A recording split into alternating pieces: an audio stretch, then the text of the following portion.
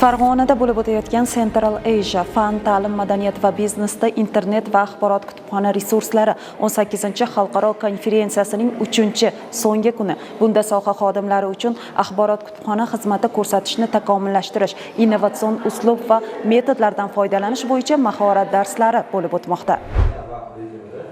O'zbekiston Respublikasi Prezidenti administratsiyasi huzuridagi axborot va ommaviy kommunikatsiyalar agentligi, Alisher Navoiy nomidagi O'zbekiston Milliy kutubxonasi, Farg'ona viloyati hokimligi, Ahmad Farg'oniy nomidagi viloyat axborot kutubxona markazi hamkorligida tashkil etilgan 3 kunlik xalqaro anjumanda 11 ta xorijiy davlatdan 30 ga yaqin xorijiy ekspertlar va 500 nafarga yaqin mahalliy mutaxassislar ishtirok etdilar. Qay bir soha vakili bilan suhbatlashmang, soha rivojiga qaratilgan yangi g'oya va tashabbuslarni o'zlashtirganligini e'tirof etadi.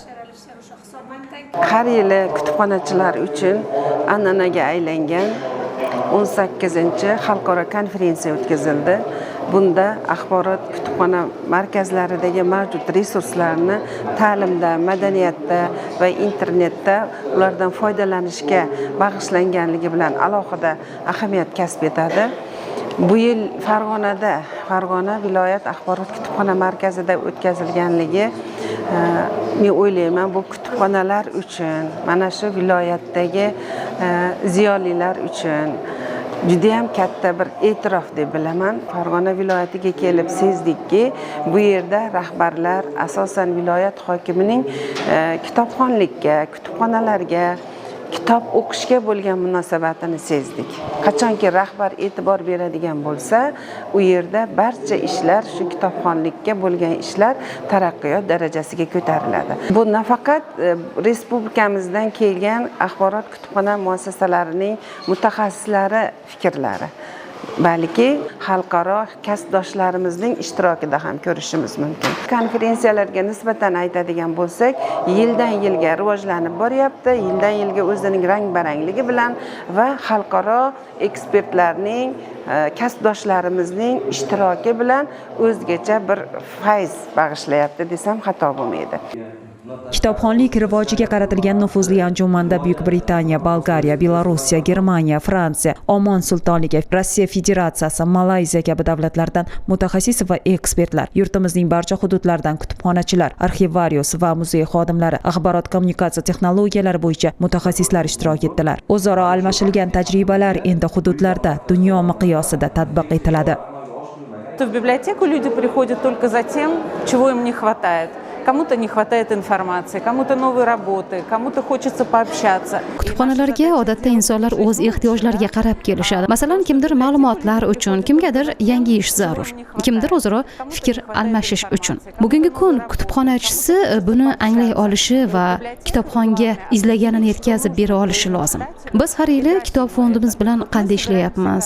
Kitobxonlarga xizmat ko'rsatishdagi o'zga xosliklarimiz, o'tkazayotgan tadbirlarimiz bilan bo'lishish, ma'lumot almashish uchun yig'ilamiz. Mutaxassis sifatida qanday rivojlanyapmiz, bularning barchasini anglashda ushbu xalqaro konferensiyaning ahamiyati yuqori. Men mana shu ulkan ishning bir qismi ekanimdan juda mamnunman bugun.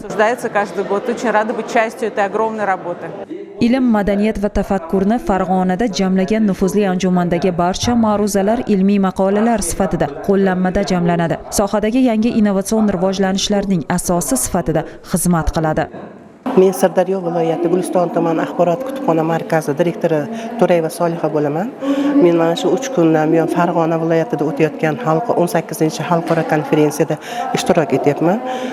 Bu yilgi konferensiya o'tgan yilgi oldingi konferensiyalarga qaraganda juda ham bir o'zgacha taassurot qoldirdi. Farg'ona viloyatining tajribalarini almashish jarayonida yana turli viloyatlardan kelgan o'sha vakillarning qilgan ishlarini o'rganish natijasida biz o'zimizga juda ham ko'p narsa oldik.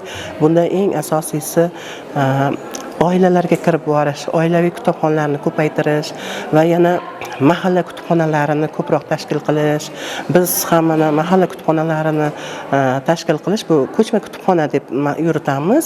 Bir nechta o'sha mahallalarda tashkil qilyapmiz. Biz yana ham mana shu Farg'onadagi mana bugungi konferensiyadagidan yana ham ko'proq biz ma'lumotlar oldik, yana ham o'rgandik bilmagan nimalarimizni.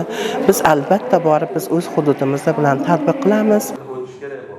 Central Asia fan, ta'lim, madaniyat va biznesda internet va axborot kutubxona resurslari 18 xalqaro konferensiyasi o'z ishini yakunladi. 3 kunlik jarayonlar farg'onaliklar uchun ham faxr, ham yangi malaka va bilim manbai bo'lib xizmat qildi. Respublikamiz bo'ylab 200 dan ortiq milliy kutubxona tasarrufidagi, qolaversa sog'liqni saqlash, oliy ta'lim va hamma davlat tashkilotlari bilan minglab kutubxonalar bugun kitobxonlarga xizmat ko'rsatyapti, ularga kerakli manbalarni yetkazib berishda yetakchi hisoblanadi. Aynan milliy kutubxona tasarrufidagi Farg'ona viloyatida 19 ta tuman shahar axborot viloyat axborot kutubxona markazi foydalanuvchilarga xizmat ko'rsatib kelyapti.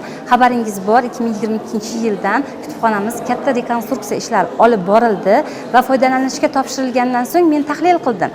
2018-yilda kunlik qatnovimiz 300-250 ni tashkil qilgan bo'lsa, bugungi kunda 900 dan ziyod kitobxonlarga bir kunda o'zida kelib ketayotganlarni ko'rish, kitobxonlarning soni yuqori darajada oshayotganligini ko'rish biz kutubxonachilar uchun juda ham yaxshi hodisa deb o'ylayman. Bir so'z bilan bu oddiy anjuman emas, bu bilim va tafakkur qadrini bilganlar uchun muhim tarixiy voqea sifatida tarixga muhrlandi.